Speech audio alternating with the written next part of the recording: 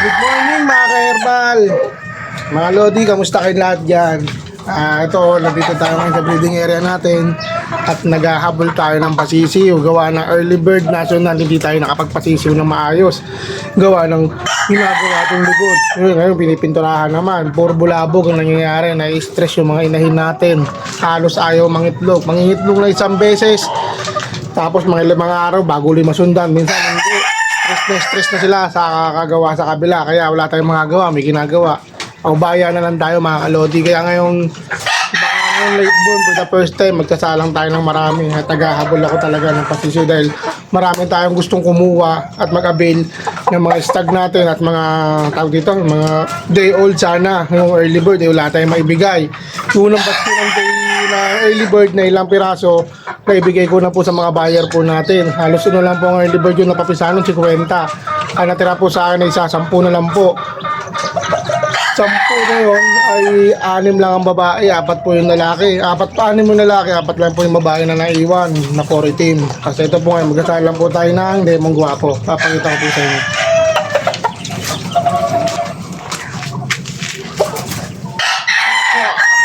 Ito po, Lemon Guapo po natin. Nagaling po kay Sir Joey ng Salpukan. Parang may tama ito tayo.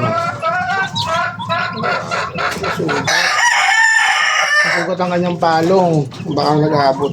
Hindi ko napansin nung nakarang araw na nakatali. Lemon Guapo.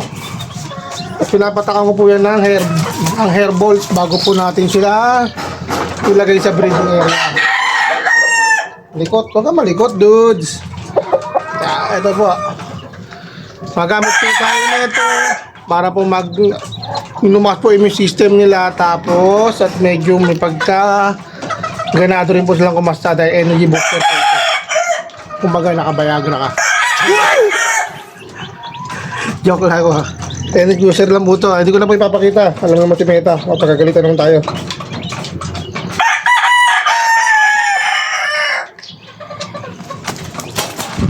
Kaya na po malikot to eh.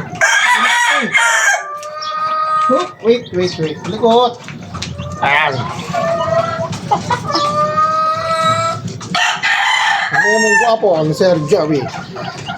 Bibigay po tayo ng D-complex mamaya-maya na pong hapon. Bukas ko na po sila paliliguan. Mamaya po kasi purga po nila. Purga. Tapos sabay plastic na po kinabukasan. Ipapakita po natin. Ayan. Guwapo ba mga lodi?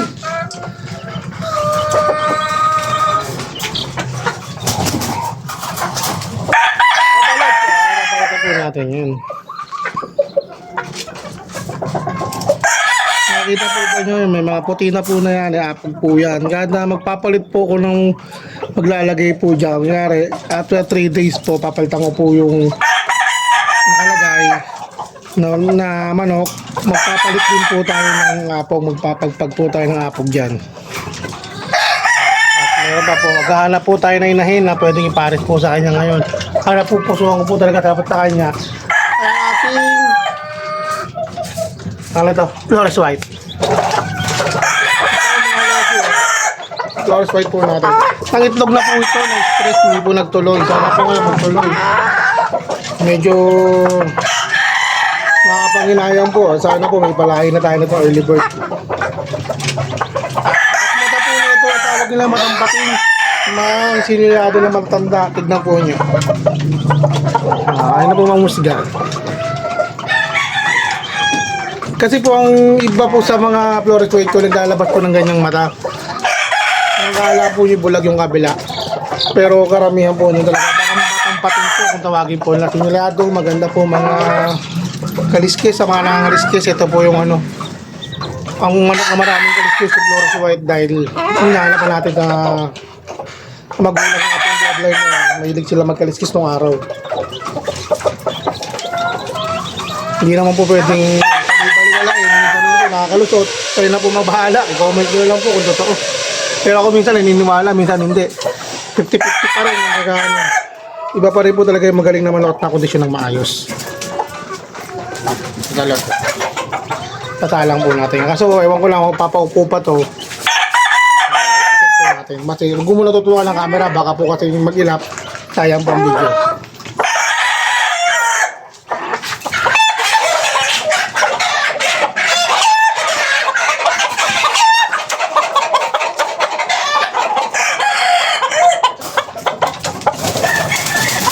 Ako, medyo ayaw pa mga lodi. Tambay muna natin sa ano. Napalo pa tayo. Napakita po sa inyo, SBR, mga lodi.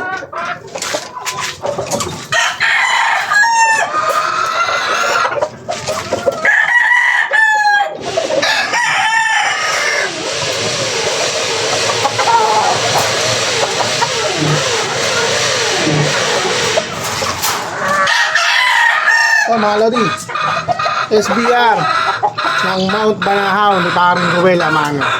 Pure.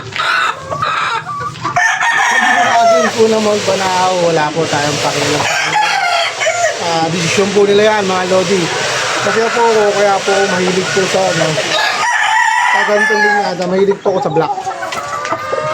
Isa sa mabumubuo ng mga linyada kaya lagi meron po akong black. Pero meron po tayong unang-unang SBR po natin na galing po kay kay Tatay Bilones ng Spartan.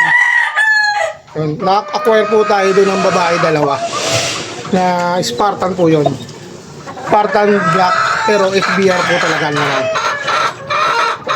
Nandun po sa kabila sa kulungan yung ano. Ipapakita po natin sa video.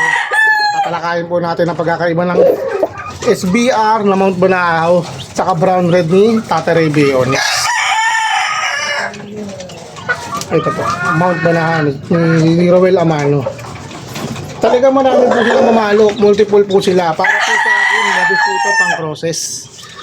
Opo, wala pa naman siya napapatunayan. Sabi nga nila na achievement. Pero yung mga nakabili na achievement. Pero para po sa akin, pang crosses po kasi ito eh. Kung ilalaban po talaga namin sila, multiple silang pumalo. Alam naman po natin, pag nakatapat po ng patalon-talon, eh, medyo may tinihado po tayo doon. Pero sa ganda at quality ng palo, dito po talaga. Gusto ko po talaga to. Kasi nga, yung baga sabi nila, sa bayan, gusto ng bayan, multiple maglaro. Pero po sa akin, ang gusto ko po, one hit delete kung maaari. Yan mga lodi. Nakasalang po ito ngayon sa mga babae ko na natarisahin. Tulad ng Spark Gray, Alex Game Farm, Papa Gray ni Sir Joey, at Gray po ni Bibo Enriquez. Papakita ko po sa inyo. Balik ko lang po sa puso. Abrit po ito. Painumin ko lang po ng gamot ng herbal.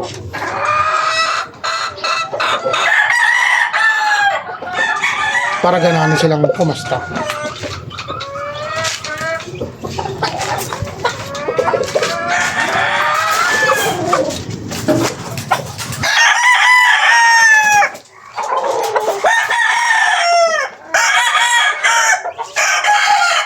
Ito po yung Papay Gray po ni Sir Joey na gagamitin po natin ng Amazing Game Farm. Nakakuha po tayo ng dalawa. Yung isa po sinamang palad na teto. So po, yung matake po ang musang, isa po siya natangay. Balahibo na lang po nakita.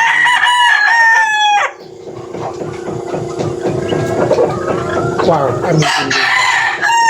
Nakakababad po ito, ipapalitan ko na po siya ng isang 9 down. Ito isang araw po, isang babad po tayo. Mga masigurado tayong pusa silang umuupo. Ito naman po yung Alexander Game Farm ng taga Bacolod.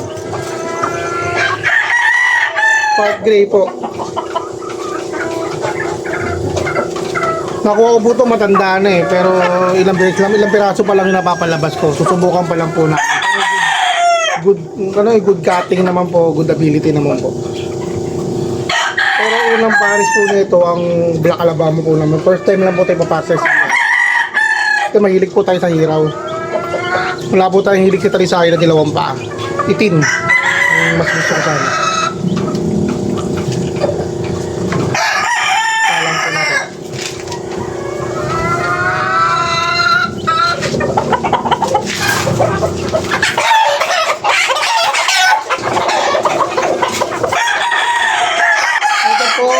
Ay gray ni Sir Biboy Enriquez. Pure gray. Ito po ang tatakon. Nakware lang natin ito sa kaibigan mismo natin. Hindi po direct kay Sir Biboy. Sir Biboy po yan. Nandiyan na po, kayo pag-aawak eh. Hindi ko pwede makita pumapalag, baka ma-delisted tayo na naman eh. Ayan. Ayan. Ito po. Ayan, Sir Biboy po yan. Hindi ko ito eh, maganda po ito. Tignan mo nyo. Nakalagay po ito sa flying pin nakaraan, puro pintura po. Hindi mo tayo pwedeng magalit. Gawa mo nagtatrabaho sila, mabait naman yung mga trabahador. Mamaya, ito naman po sa salon ko bukas dun sa SBR. Meron po tayo isang na Biboy Enriquez, yung McLean po, papakita ko po sa inyo. Nakapares naman po yun sa Alabama. Ito po. Pure McLean, Sir Biboy Enriquez.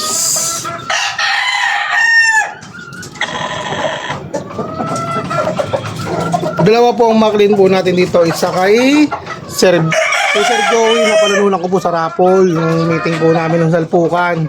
Sinuwerte tayo. At ito po ay nakakware po natin kay Sir Biboy.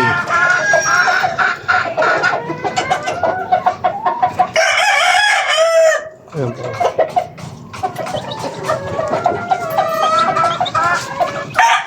Meron din po tayo na super sweater kaso wala na po, pumanaw na. Yung pinaka po natin na lalaki. Saka yellow legging hats. Galing naman po yung kay paring Nico. Nakuha ko nun. Yung nasa-abroad pa ako. At may mga dugo pa rin naman mga sweater yun. Yung sinasabi kong sweater, yun yung old sweater ko po natin. Nakaparis po yun sa sweater niya. McLean. Rapu. Laki mata. Alam ako. Napapakansya. Minsan ayaw. Loko-loko rin ito. Tapos naman po yung McLean natin, mga Lodi. Yan. Galing po ito kay Sir Joey na panulong po natin sa Rapol. Ang ganda wala. Ang pinakapaboritong manok niya sa lahat. Kasi meron na tayong talisahin, meron na tayong Nemang Gwapo, meron na tayong McLean. Kita na lang yata, wala tayong bloodline niya. Yung Spangler talaga, gigil na gigil ako doon. Kukunti lang daw kasi production nila eh. Pagka medyo marami, saka tayo babalot ang bili. Ay, glass mo. Clean hatch. Materialis po natin ngayon. Pakita ko po yung bandang nito. Ito ang Flores Black mga Lodi. Ayan. Screenshot natin picture. Tingin mo na.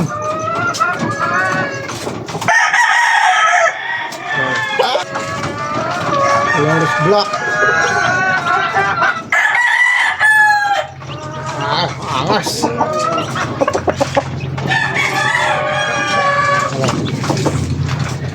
Yan po materialis po natin. Yan po materialis natin mga Lodi. Yan.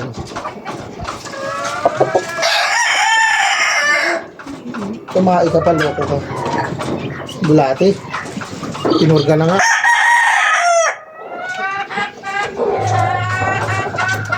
Mamaya po magpupurga tayo ngayong gabi.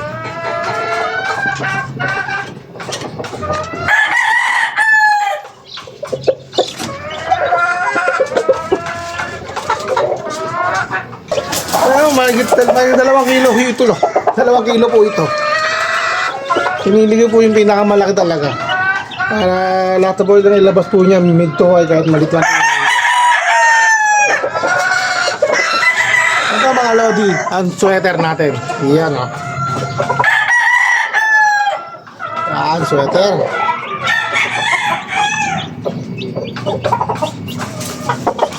Oh, likot mga Lodi.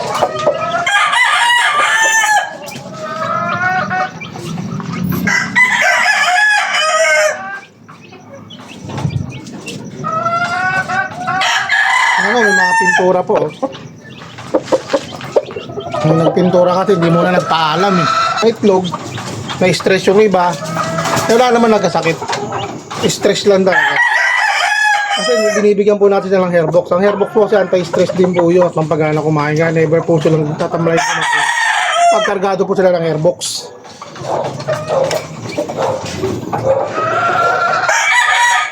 Pwede naman po tayo magpa-avail po nito ang ano ito. Pagka sakasakali marami po tayong pasisiw, ipopost naman po natin sa lahat po ng gusto. Dahil ang alaga po natin, i-maintain lang po natin. Huwa ng kukunti lang po talian natin sa taas. Pakita ko po yung ano, babae po niya. Nangingitlog po kasi pagka kinastampo, araw-araw ko po silang inaalagaan. Ito Lodi. Yung babae po niya. Ito po ay straight Alabama black. Yan. Medyo madumi po kasi kakatsaw po ng tandang. Yung umulan po nakaraan. Tapos pinipindot ko po ang sinasalat ko po niya. Pag may itlog na po yan, lalagay po sa battery cage. Para hindi po dun sa lupa mang itlog. Matrabaho lang po pero mas quality po na makukuha po natin malinis yung itlog natin.